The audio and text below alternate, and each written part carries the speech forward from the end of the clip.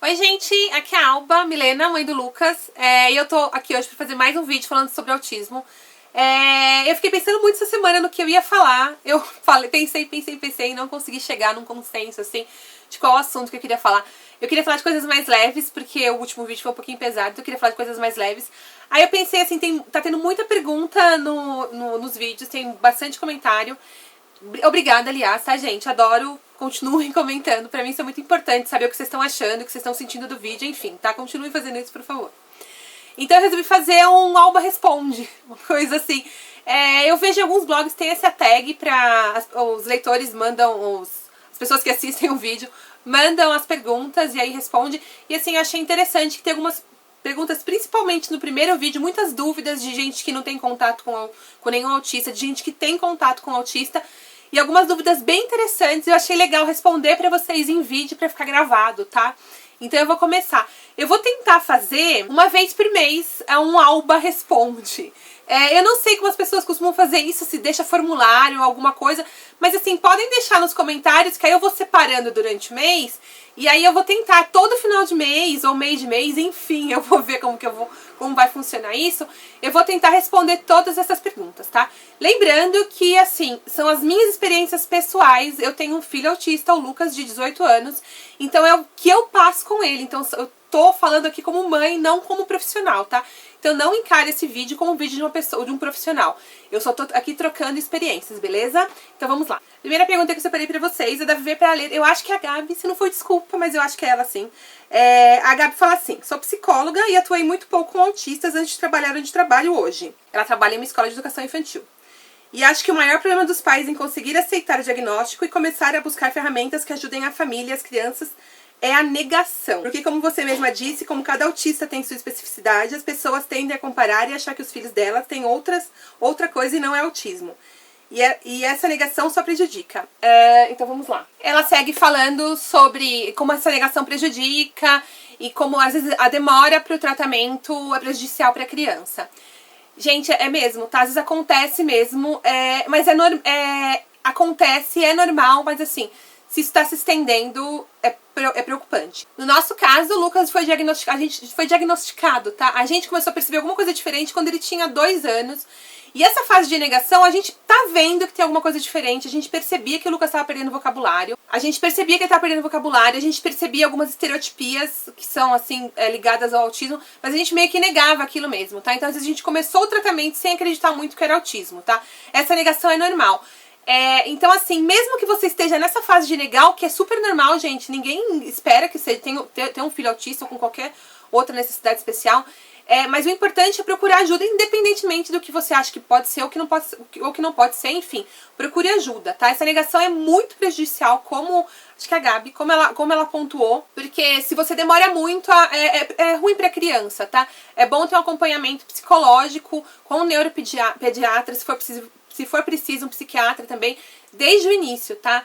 Pra ver o que dá pra fazer e ter intervenção cedo de terapia, tá? Mas isso acontece sim, tá? Essa negação é comum. Então, assim, se você tá negando e depois vem todo aquele processo, a raiva, negação, raiva, depressão, tá? Até que vem a aceitação. Então, tem todo esse processo também, tá, gente? Mas, assim, tem que mesmo você se deixando passar por esse processo, você não pode deixar estender, não pode ficar muito tempo na negação ou na raiva, tá? Passe pelos processos, mas, assim, saiba sair deles também, tá? A Gabriela Pial pergunta pra mim sobre os ciúmes. Ela tá perguntando aqui se o ciúmes em autista tem um nível mais acentuado. E ela perguntou pra mim se é por isso que eu não quis que o Lucas tivesse, que eu não tenho outro filho, se é por isso que o Lucas não tem irmão, por conta de ciúmes exacerbado, e se isso é da característica de autista, tá? Olha, não na minha experiência, tá? A gente não teve outro filho por não ter mesmo. Em 2003, eu até cheguei a engravidar, mas eu tive um aborto espontâneo. E depois a gente foi... tava na época, a gente tava passando com um biólogo na USP.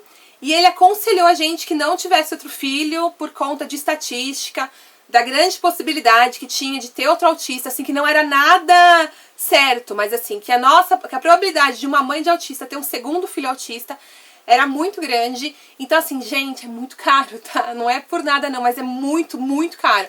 manter o Lucas em terapia, em escola, é muito caro. Então, assim, pra gente, o que a gente podia fazer, a gente faz com o Lucas, assim. Então, eu não achei justo, a gente conversando, sentamos, e a gente não achou justo ter outro filho e não dar pro outro filho o que a gente dá hoje pro Lucas, o que a gente dava na época pro Lucas, porque não ia caber no bolso mesmo, tá? Foi uma decisão, assim, pensada e bem sensata, tá?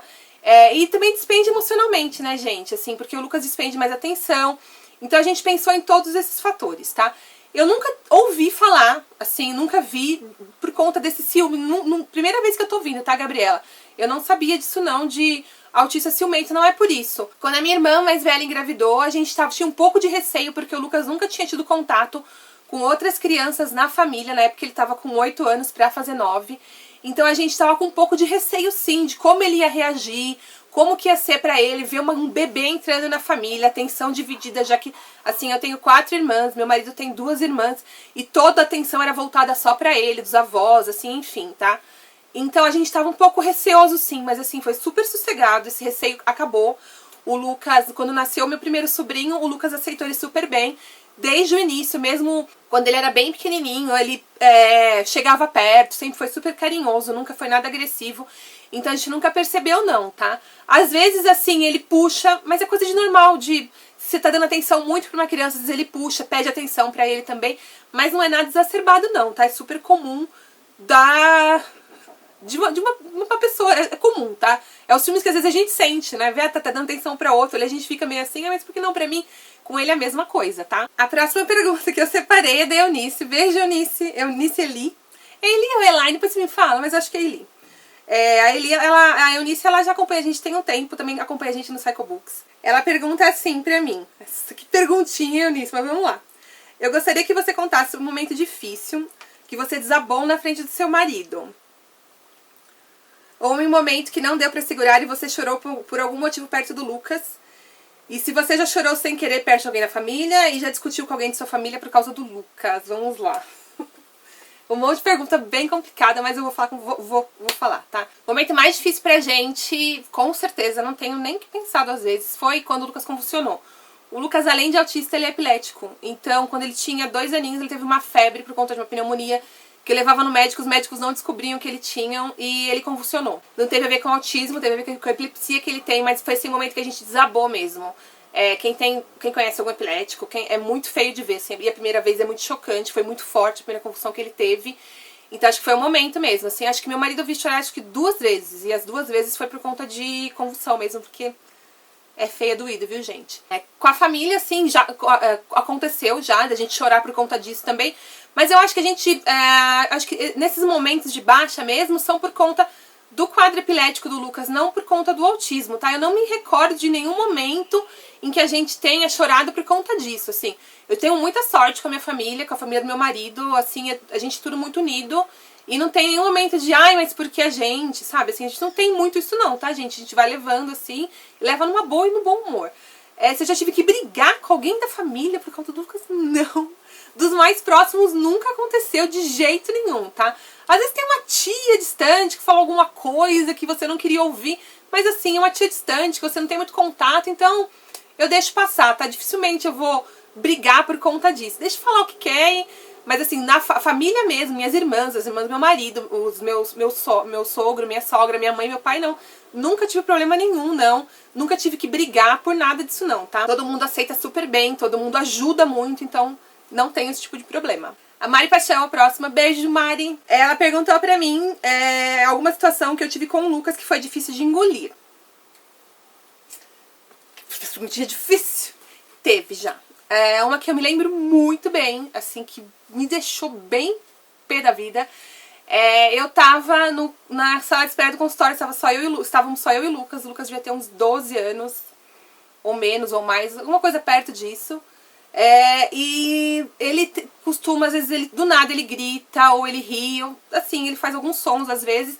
Se as pessoas não estão preparadas, às vezes até estranham um pouco, né? E a sala de espera tava bem cheia, e tinha esses 2 menininhos que eu tinha vontade de enforcar. Um devia ter 6, o outro devia ter 8, assim. E eles ficavam rindo. Quando o Lucas fazia isso, eles riam, apontavam. E a mãe não fazia nada. Eu queria matar a mãe, assim. Não acho que é o meu papel né, falar com a mãe, mas a mãe não fazia nada, isso me irritava muito, assim, sabe? Assim, me irritava mais a mãe do que as crianças. Então, é importante isso, né, gente? Se vê alguma coisa, tá diferente, e eu ficava olhando com cara de raiva pra mãe, e a mãe não fazia nada. Tenta explicar, conversar com os filhos, assim, enfim, tá? Essa foi uma situação bem difícil de engolir. Eu tive que me segurar pra não brigar, eram duas crianças. Eu entendo que eles não tinham informação, mas era obrigação da mãe fazer alguma coisa, pelo menos uma bronca, ou então, vocês querem perguntar alguma coisa, enfim, às vezes até eu hoje eu falaria isso. Vocês têm alguma pergunta? Se eu tivesse mais calma, mas assim, eu lembro que na época eu fiquei bem pé da vida, a ponto de quase levantar e dar a mãe, assim, de tanta raiva que eu fiquei. Eu vou responder mais uma pergunta, a pergunta do Gabriel Ribeiro, que eu achei bem interessante, que ele perguntou assim, ó, como funciona o humor de um autista? Como é lidar com Luqueta de manhã e como são as noites? Ele dorme bem ou dá um pouco de trabalho? O dia a dia é tranquilo? Beijos, beijos, Gabriel. Assim, depende do dia. O Lucas geralmente é muito sossegado, mas o humor dele pode mudar durante o dia, tá? Então, às vezes, ele acorda super bem, super paciente, do nada ele resolve que vai, sei lá, ele quer alguma coisa e eu não entendo o que ele tá querendo naquele momento, aí ele dá uma meia surtada, assim, e fica mais difícil de lidar com ele, tá? Então, o humor dele muda com muita rapidez. Então, às vezes, ele tá super bem num lugar e, de repente, aquele lugar já não dá mais pra ficar. E a gente tem mesmo aquilo que eu falei, não tem embate com ele, porque se tem embate com ele é pior, ele entra em surto, e aí depois piora pra mim no futuro. Então a gente, geralmente, tchau, não dá mais aqui, não deu, vambora, vamos mudar de ares, e é isso aí, tá? O Lucas de manhã, ele acorda às vezes um pouquinho mal-humorado, reclamando um pouco que não quer ir pra escola, mas geralmente isso dura uns 5 ou 10 minutos, ele não é que nem eu, por exemplo, fico meia hora, uma hora muito mal-humorada logo que eu acordo, ele não. Ele logo já tá bem. E pra dormir ele é super sossegado. Ele deita sozinho na cama dele. Ele tem sono, ele vai pro quarto dele, apaga a luz, deita, dorme a noite inteira. Dorme de 10 a 12 horas por noite. Puxou pra mim. Super preguiçoso e sossegado. Assim, eu não tenho problema, tá? Ele já teve uma época que ele tinha mais mudança de humor, que era mais complicado de acompanhar. Teve uma época terrível, quando ele tinha acho que uns 5 ou 6 anos, que ele dormia 2 horas por noite, assim. A medicação tava toda errada, o Lucas, a gente medica, por conta desse descontrole de humor. Então a medicação dele tava toda errada, foi bem complicado, a gente dormia 2, no máximo 3 horas por noite, era um sono picado, assim, que às vezes ele dormia meia hora, acordava, ou ele dormia 2 horas seguidas e ele já acordava com tudo e tava bom pra ele, aquilo pra ele tava realmente bom, assim, ele tava descansado, mas a gente que tinha que lidar com ele não tava, né?